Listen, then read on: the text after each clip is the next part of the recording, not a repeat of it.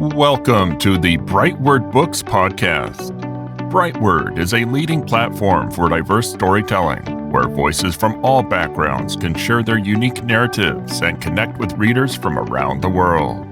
Follow our regular podcast updates, where we strive to foster a literary community that celebrates creativity, inclusivity, and the transformative power of literature. Welcome to the BrightWord Books Podcast. I'm your host, John Lobb, and today I'm thrilled to be joined by Dr. Gleen Shepard. Dr. Shepard is the author of An Artist's Victory Over Parkinson's, the Barclay Sheaks Miracle.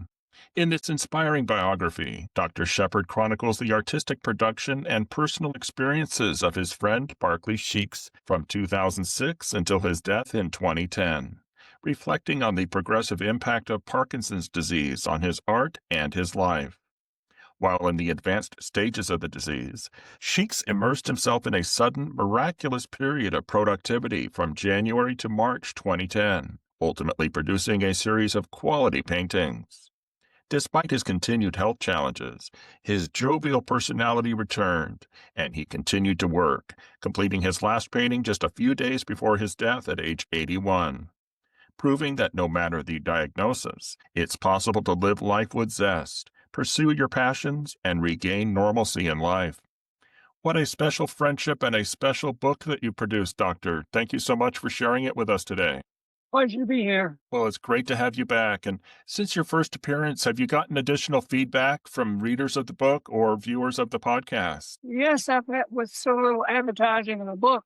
I've been surprised how many responses I've had, and they've all been very positive regarding particularly the picture of the book that vividly define the very deterioration of his paintings and the abrupt transition from becoming a piece of crap to the stunningly beautiful masterworks of his last 3 months. The pictures in the book are 100% of his patients he did over the last 3 years. It's interesting to verbally describe the changes in his art, but also convincing to see the pictures side by side, the before and after.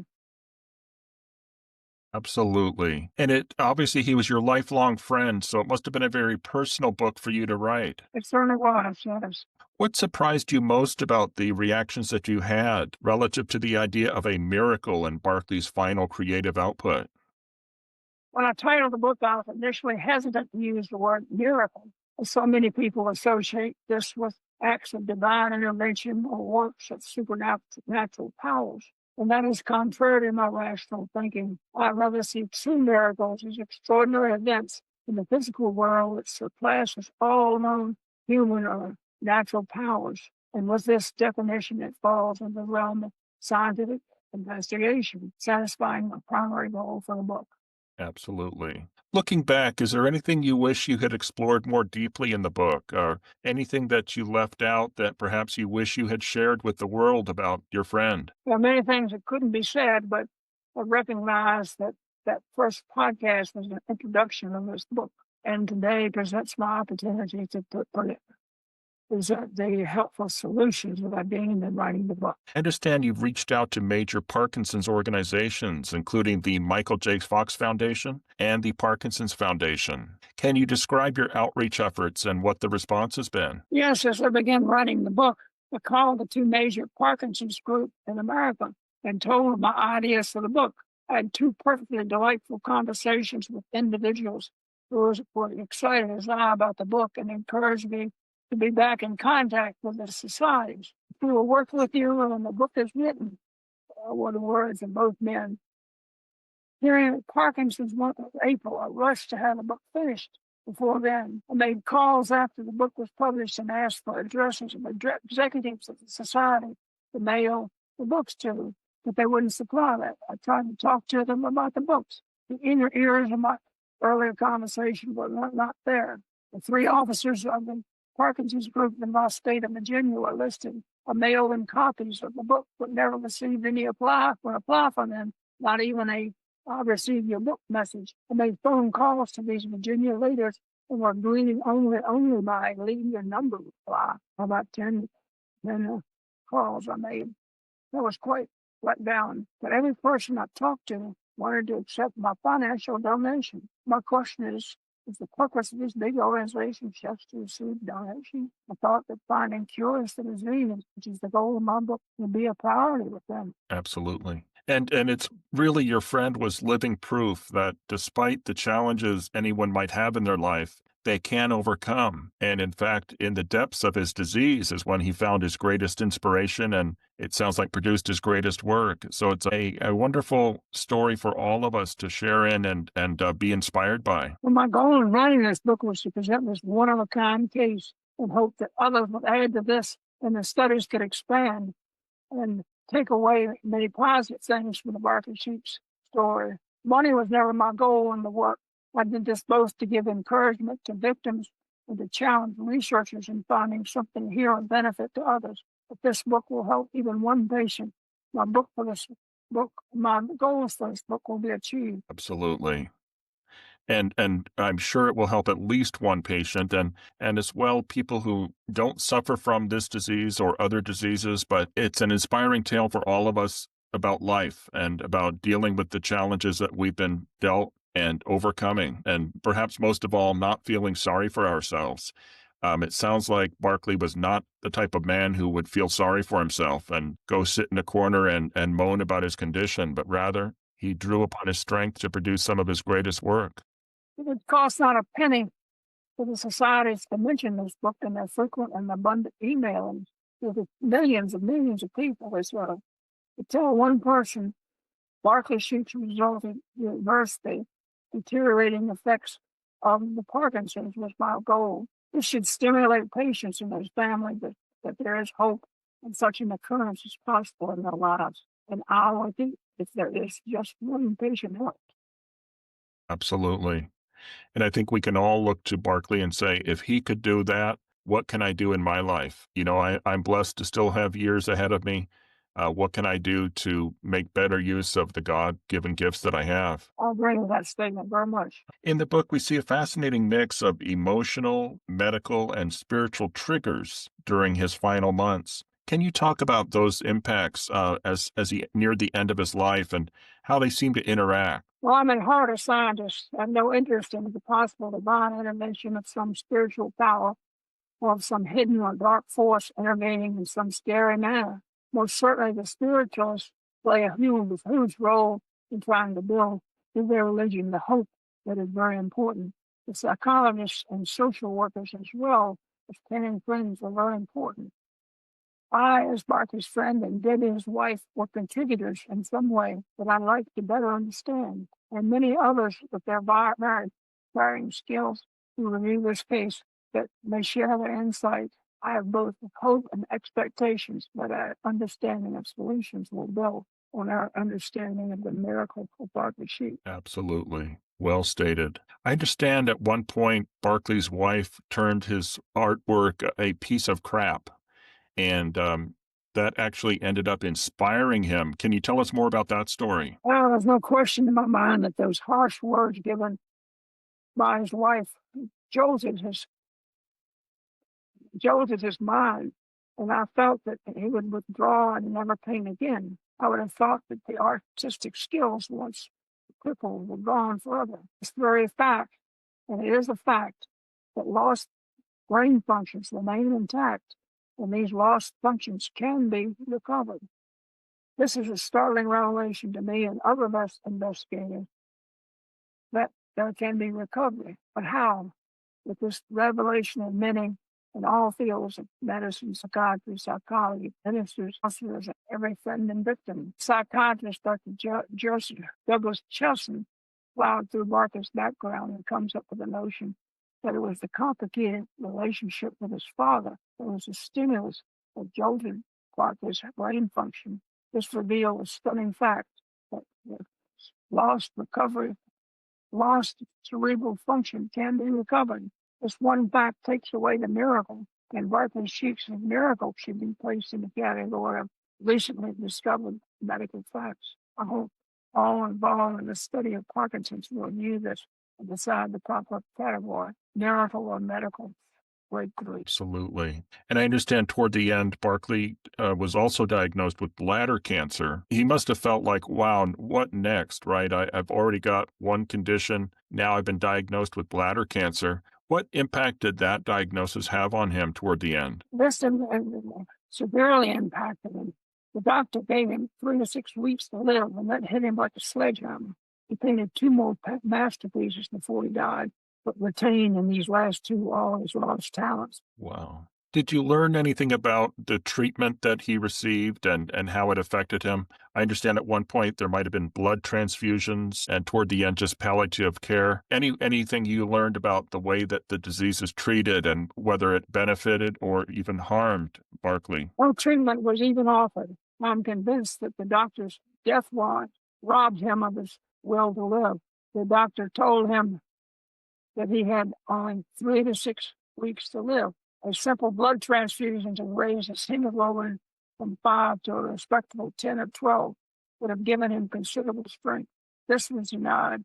With the surgical removal of his bladder cancer, he had a good chance to live at least a year. With recent immunotherapies, 5-year survival rates could have been boosted to 60%. But this was not offered. Barclay accepted the death warrant, dutifully died in 4 weeks. Wow. Was that a decision or an insurance decision? Do you know? No, it was a doctor's opinion. And, I have a number of physician friends who feel the same way. What reason would say he'll live, he's going to die anyway. So, but I'm not of that belief. I think every life, every day of every life is important. Absolutely. Long the poem. Absolutely. And as a doctor yourself, it must be difficult for you to criticize someone in your profession, but we appreciate your honesty and your forthrightness in identifying that everyone, even if it was 1 more month of life or 2 more months of life, every day is worth it, right? Yes, every day. Not just them, but their families. And in this case, denying the right to live probably deprive the world of a person who could have lived 4 or 5 years and produced many, many pictures and given us a chance to study his cerebral processes and learn even. Absolutely. It's a loss for his family and really a loss for all of us who could have seen much more artwork from him.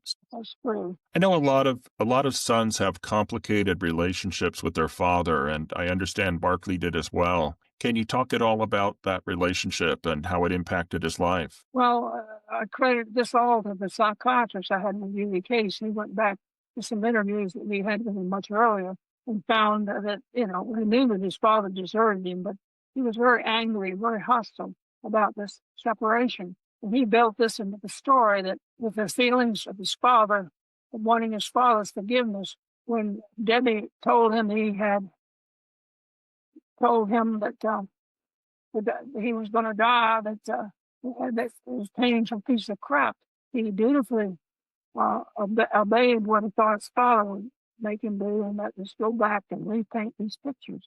So it was my thought that, he painted these pictures at the insistence of that mysterious deceased father. Absolutely. And is that part of what they call the late stage awakening? As the end approaches, we gain clarity perhaps on what we truly can produce in life and make of our lives? I certainly agree with that, and you made some good statements out. I agree with that. You've said the book is not just a tribute, but also designed to inspire and inform. Ultimately, Doctor, what do you hope professionals, neurologists, psychiatrists, psychologists, ministers, caregivers, what do you hope people will take away from the book? I think this is the most important part of the book, and I'll be repetitive. Barclay Sheaks showed us that lost cerebral functions are not destroyed, but lay dormant in the complex brain pathways and can be recovered. My hope with this book will be to get others involved in solving this. Now that it's been learned that in one case, cerebral functions are not taken away and may be recovered. No prior reports reported of this. It was Sir William Osford that stated, if you know one patient, you know medicine. Barclay is the one patient. We need to know him to understand how to treat many others. Absolutely. Absolutely. What an inspiring story. Just an inspiring individual. How do you see the story contributing to future research or discussions about brain function? We're all told that all of us human beings use only 5 or 10% of our brain in our lifetime. So it kind of speaks well to your theory that cerebral function can be recovered. And quite frankly, there's probably parts of the brain that could take over for other parts. Um, I'm just hypothesizing because I am not a doctor. I don't know, but it seems like we all have much more potential than perhaps we take advantage of. This is the most important part of this book. That brain cells aren't necessarily destroyed in the disease. They lay there. But how do we recover them? That's the important part. Absolutely. And what do we make of what we're given in life? How do you see the connection between brain function, creativity, and faith? Well, my message is simple. Open the doors to many, many people. Tell them about Barclay Sheaks. Tell them that Parkinson's doesn't necessarily destroy a segment of the brain. Encourage people who are involved in aiding the victims that lost parts of the brain may lie dormant. Encourage them to cling to hope, and our researchers to investigate this phenomenon. I'm but one person, but as also said, I have studied but one person, but that one case may save the world. To me, this is big. The case is important. There is no miracle. Lost function was restored, something that's never before been reported. I speak of the researcher myself. I'm a physician. My publication is not to make money from selling books, but to help people. And in this, I presented no solutions, but raised the question to others to answer. Wonderful, wonderful. And I love that your objective is to help people, not just to sell books. Along that vein, have you thought of writing additional books, Doctor, that could help people perhaps facing other conditions? No, I haven't. This is a one of a kind. I'm a novelist. I've written half a dozen novels and writing several others, but this is separate from that. I wrote this because this is important. It's one case. Absolutely. How many other cases just like this could open doors and find out the reasons why or where these neurons are stored that can be returned to normal? Absolutely. Well, I'm sure if Barclay were here, he would say how honored he is to have had this tribute created by his friend. What a wonderful tribute. And to your point, if it helps just one person, someone who's either suffering with the disease, perhaps a caregiver for someone who has the disease, or any condition, if it helps just one person realize that despite setbacks in life, we all have potential. And it just takes the right attitude, as he demonstrated toward the end of his life, especially. I like your words, and you summarized what I tried to say in many words in just a few, and I thank you for that. Absolutely. And Doctor, I assume the book is available on Amazon and other places that fine books are sold? All bookstores is readily available. Excellent. Excellent. Thank you so much for joining us, Doctor. It's been a wonderful discussion. And again, what a heartfelt tribute to a good friend. We've been talking with Dr. Gleen Shepard, author of An Artist's Victory Over Parkinson's, a Barclay Sheaks Miracle. Doctor, thanks so much for being with us. Thank you. It's been a real pleasure. Mine too. And we'll see you all on the next episode of the BrightWord Books Podcast. You've been listening to the BrightWord Books Podcast, home of the literary community that celebrates creativity, inclusivity, and the transformative power of literature. Don't forget to subscribe so you'll never miss future episodes. Until next time, stay informed and stay engaged.